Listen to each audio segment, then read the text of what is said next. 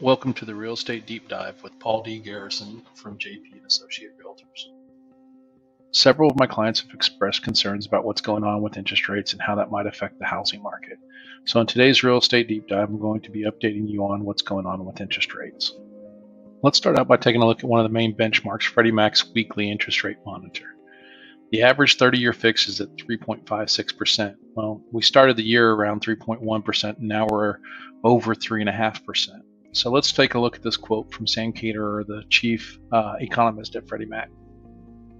Mortgage rates moved up again as the 10-year Treasury yield rose and financial markets adjusted to anticipated changes in monetary policy that will combat inflation. As a result of higher mortgage rates, purchase demand has modestly waned in advance of the spring home buying season. However, supply remains near historically tight levels and home prices remain high, keeping the market competitive. So as we see interest rates rise, it's causing many people to make different decisions. Some are being spurred to go ahead and try to make home purchases before rates rise even higher. So we're actually seeing a bit of an uptick in activity in the market. While others, especially first-time home buyers, are finding it even more expensive to purchase a home. And a small few are being priced out of the market because they're unable to find a home they want that they can afford. So perspective is always good. And one of the best ways to get that is to look at things graphically. Here's a chart that shows the average 30-year fixed rate mortgage as measured by Freddie Mac since January of 2020. You can see we're currently at 3.65%, which is one of the higher rates since January of 2020.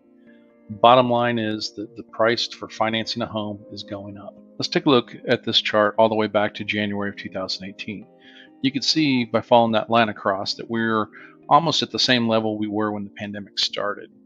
So if you look at the chart, you can also see that rates have hovered around between 3.5% to 5% all the way back to 2018. And actually, if we were to look back, you could actually see over the last 10 years, they've kind of followed that pattern and kind of hovered or bounced between around 3.5% to 5% interest.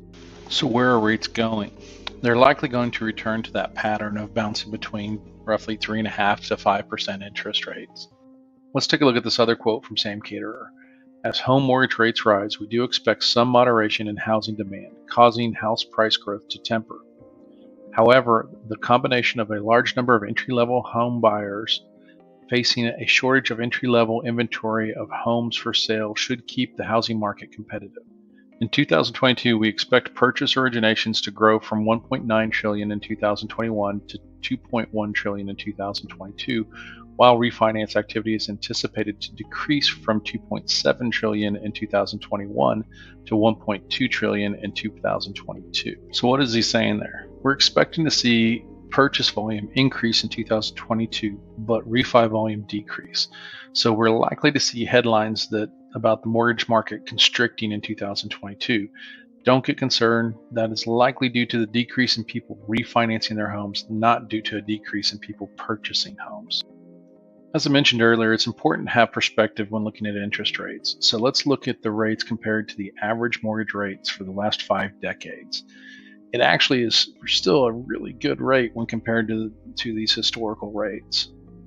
Now looking at the 2010s, we averaged 4.09% for the interest rate for that decade.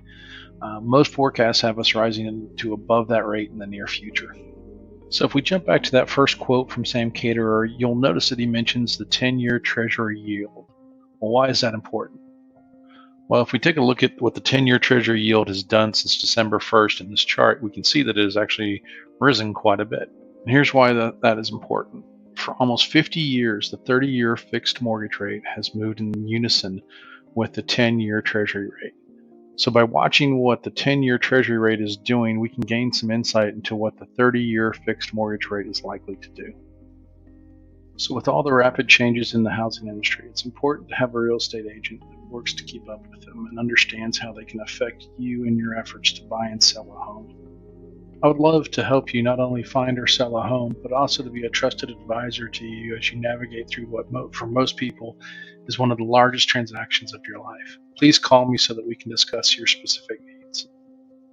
Many of the metrics and numbers in this presentation are based off of the national real estate market. However, local areas can vary. Please give me a call and we can discuss your situation. Have questions about your specific needs or location? Please contact me at 214-683-8188 or paul@pauldgarrison.com.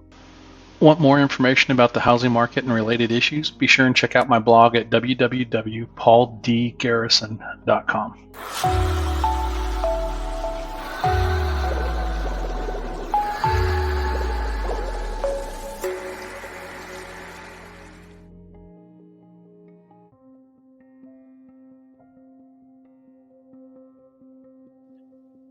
Thank you for your time. Please take a moment to visit our website at www.pauldgarrison.com.